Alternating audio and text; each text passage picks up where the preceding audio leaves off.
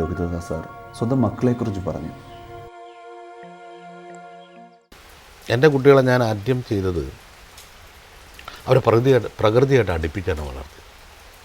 അവർ ചെറിയ പ്രായം മുതൽ അവരെല്ലാ പ്രകൃതിയിലെ എല്ലാ കാര്യങ്ങളും കാണിച്ചു കൊടുക്കുകയും അനുഭവിപ്പിക്കുകയും ചെയ്യും. ചെറിയ കുഞ്ഞുങ്ങളായിരുന്നപ്പോൾ അല്ലെങ്കിൽ എഴുന്നേറ്റൊക്കെ നിൽക്കുന്നതിന് മുമ്പ് തന്നെ അവരെ പുഴ കൊണ്ട് കുളിപ്പിക്കും. പുഴയിൽ അവരെ മുട്ടുകുത്തി എഴുതുന്ന പ്രായത്തിലോട്ട് പുഴയിലിങ്ങനെ എഴയാൻ വിടും. മഞ്ഞ് വെയിൽ ഇതൊന്നും പ്രശ്നമല്ല. അപ്പോൾ കുട്ടികളെ അത് ഇറങ്ങല്ല, മണ്ണിലിറങ്ങല്ലേ, വെയിലത്തിറങ്ങാന്ന് പറയാം. വെയിലെങ്കിൽ വെയിൽ, മണ്ണെങ്കിൽ മഴയെങ്കിൽ മഴ. അങ്ങനെ എൻ്റെ കുട്ടികൾക്ക് പനി വരില്ല. അതുകൊണ്ട് അവരെല്ലാം മഴയും നനയും. അപ്പോൾ അങ്ങനെയാണ് അവർ വളർന്നത്. പിന്നെ പല കാര്യങ്ങളും ചൊല്ലിക്കൊടുക്കാറുണ്ട്. മോനെ അങ്ങനെ പറയരുത്, വലിയ ആളുകൾ വരുമ്പോൾ ഇങ്ങനെ പെരുമാറണം, അവരോടൊപ്പം കയറി അല്ലെങ്കിൽ അവരെക്കാൾ ഉയരത്തിലിരിക്കരുത്. ഇതൊക്കെ നമ്മൾ സാധാരണ നമ്മുടെ കുടുംബ നീതികളിൽപ്പെട്ടതാണ്. അത് പ്രായത്തിൽ മൂത്ത മാമനോ അല്ലെങ്കിൽ ആ പ്രായത്തിൽ മൂത്ത ആളുകൾ വരുമ്പോൾ അവരെക്കാൾ അവർ തലയിൽ കയറി ചവിട്ടുക എന്നൊക്കെ പറയുന്നത് നമ്മൾ വാത്സല്യമായിട്ട് എടുക്കുന്നത്. ഇവരുടെ കുസൃതിയായിട്ട് നമ്മളത് പ്രോത്സാഹിപ്പിക്കും. അതങ്ങനെയല്ല, അത് പറഞ്ഞു കൊടുക്കേണ്ടത് തന്നെയാണ്. അല്ല അങ്ങനെ പറയരുത്, ഇങ്ങനെ ചെയ്യണം എന്നൊക്കെ കാര്യങ്ങൾ പറഞ്ഞു കൊടുക്കുമായിരുന്നു. പിന്നെ അത് മാത്രമല്ല, ഞാൻ അവരെ ആദ്യമായിട്ട് അയച്ചത് ഒരു സാധാരണ പ്രൈമറി സ്കൂളിലാണ്. അന്ന് എല്ലാവരും എന്നെ കുറ്റപ്പെടുത്തി. എന്ത് മണ്ടത്തരാണ്, കുട്ടികൾ മറ്റു കുട്ടികളായിട്ട് കോമ്പറ്റ് ചെയ്യേണ്ടതല്ലേ. ഞാൻ പറഞ്ഞു ആദ്യം അവർ ഇതുപോലുള്ള കുട്ടികളും പഠിക്കുന്നുണ്ടെന്ന് മനസ്സിലാക്കി. സാധാരണ ഉച്ചയ്ക്ക് കഞ്ഞിയൊക്കെ കൊടുക്കുന്ന സ്കൂളിൽ അവരോട് കഞ്ഞി കുടിക്കണം പറഞ്ഞു. അവർക്കൊരാഗ്രഹം കഞ്ഞി കുടിക്കണമെന്ന്. കഞ്ഞി കുടിച്ചവിടെ നിന്ന് അത് മോശമൊന്നുമല്ല അത്. അപ്പോൾ അവർ പറയുന്നുണ്ട്, അച്ഛാ അവൻ്റെ കുപ്പായം കീറിപ്പോയി, അങ്ങനെ എങ്ങനെയെന്നൊക്കെ പറയാറുണ്ട്. അപ്പോൾ അവർക്ക് ഒരുപാട് ജീവിതത്തിൽ അവരെ പോലെയല്ല, വേറെയും ഒരുപാട് കഷ്ടതകളും ഒക്കെ അനുഭവിക്കുന്ന കുട്ടികളുണ്ട്. അവരോട് സഹതാപം ഉണ്ടാക്കണം പറഞ്ഞ്. അയ്യേ മേച്ചന്മാർ അവരൊന്നും കൂട്ടുകൂടണ്ട എന്ന് പറഞ്ഞു കൊടുക്കില്ല. അങ്ങനെ പറയും. അയ്യേ അത് പാവപ്പെട്ട കുട്ടികളോടടുത്ത് കൂട്ടുകൂടണ്ടെന്നൊക്കെ പറയും. ചിലപ്പോൾ അവരുടെ വേഷം നല്ലതല്ല, അങ്ങനെയാണ് ഇങ്ങനെയാണ്. ചിലപ്പോൾ ചില തെരുവാക്കുകളൊക്കെ പഠിച്ചു വന്നിരിക്കും. ഈ തെരുവാക്കുകൾ പഠിച്ചു അതോടുകൂടി ഒരു കുട്ടിയുടെ ജീവിതം അവസാനിച്ചു പോകുന്നില്ല. അതെ, തെരുവാക്കൊന്നും ഒരു കുട്ടി പഠിച്ചു വന്നാൽ അത് അവരെ കുട്ടീനെ അങ്ങനെയുള്ള വാക്കുകളൊക്കെ പഠിക്കുമെന്നൊക്കെ ചിലർ കംപ്ലയിൻറ്റ് ചെയ്യും. സാരില്ല, പഠിച്ചോട്ടെ, പക്ഷേ അത് പറഞ്ഞു കൊടുക്കരുത്. അതുപോലെ ഇത് തെറിയാണ്, ഇത് അങ്ങനെ ഇങ്ങനെ സാധാരണ രീതിയിൽ പറയേണ്ടതല്ല. അത് ദേഷ്യം വരുമ്പോൾ അറിയാതെ പറഞ്ഞു പോകും. ഇങ്ങനെയൊക്കെയുള്ള കാര്യങ്ങളൊക്കെ പറഞ്ഞു കൊടുക്കും. അതുമാത്രം അങ്ങനെ കുട്ടികളിങ്ങനെ വളർന്നു വന്നു. ഞാൻ അവർക്ക് ഇംഗ്ലീഷിൽ അവർക്ക് പ്രാവീണ്യമില്ല. കാരണം മലയാളം മീഡിയത്തിൽ. കാരണം മലയാളമാണ് ആദ്യം പഠിക്കേണ്ടത്. അതിലൂടെ മാത്രമേ നമുക്ക് സംസ്കാരം ഉണ്ടാവുള്ളൂ. ഭാഷ സംസ്കാരത്തിൻ്റെ വേരാണ്. ആ വേര് അറുത്തിട്ട് ഒരിക്കലും ഒരു നല്ല കുട്ടി ഉണ്ടാവും, പ്രതിഭാശാലിയായ കുട്ടി ഉണ്ടാവില്ല.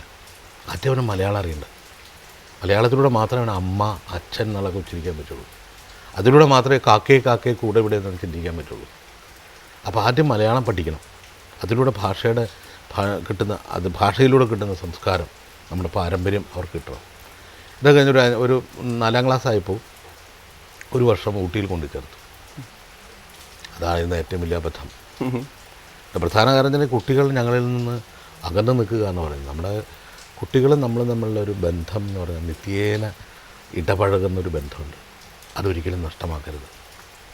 അത് നഷ്ടമാക്കിയാൽ നാളെ അവർക്ക് നമ്മളോട് ഇഷ്ടം കുറഞ്ഞു. ബന്ധം എന്ന് പറയുന്നത് എപ്പോഴും അങ്ങനെയാണ്. അത് അച്ഛനായാലും അമ്മയായാലും തുരുമ്പ് പിടിച്ചു പോകുന്ന ഒരു ബന്ധമായിരിക്കരുത്. അതെന്നും സജീവമായിരിക്കണം. ബന്ധപ്പെട്ടില്ലെങ്കിൽ നഷ്ടമാകുന്നതാണ് ബന്ധം. ഇന്ന് ഓണമാണ്. രാവിലെ ഞാൻ എഴുന്നേൽക്കുന്നതിന് മുമ്പ് സർ അമ്പലത്തിലേക്ക് പോയി.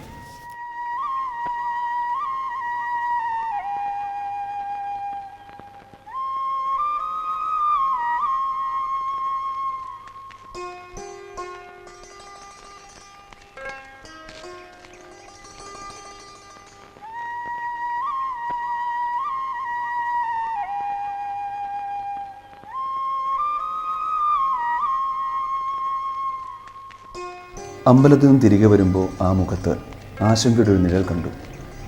ഈ ആഘോഷങ്ങളെല്ലാം ഇനി ഉണ്ടാവുമോ എന്ന്. നല്ല ഭാവന ഉണ്ടായാലാണ് ഓണത്തിന് വേണ്ടി കാത്തിരിക്കാൻ പറ്റുള്ളൂ. ഓണത്തെക്കുറിച്ച് ഭാവന ഉണ്ടാകും. അപ്പോൾ നമ്മുടെ ജീവിതത്തെക്കുറിച്ചും നമ്മുടെ കുടുംബ രീതികളെക്കുറിച്ചും നമ്മുടെ പ്രകൃതിയെക്കുറിച്ചും അറിയുക.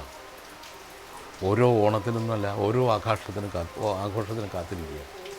ഓരോ ആഘോഷവും സ്നേഹമസൃണമാക്കുക. കുടുംബങ്ങളിൽ അച്ഛനും അമ്മയും സഹോദരന്മാരും സഹോദരിയും കാമുകിമാരും എല്ലാമായിട്ട് സ്നേഹത്തിൽ ആറാടുക. അത് മാത്രമാണ് ഇതിൻ്റെ മരുന്ന്. അങ്ങനെ കഴിയട്ടെ എന്നാണ് എൻ്റെ പ്രാർത്ഥന.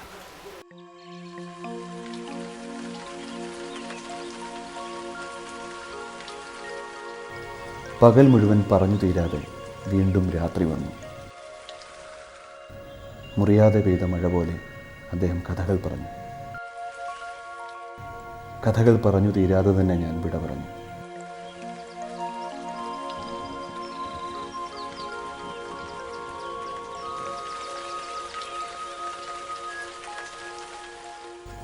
രാത്രി പടികിടന്നെത്തുന്ന മറ്റൊരു കഥാപാത്രത്തെ കാത്ത് അദ്ദേഹം ഉറങ്ങാതെയിരുന്നു.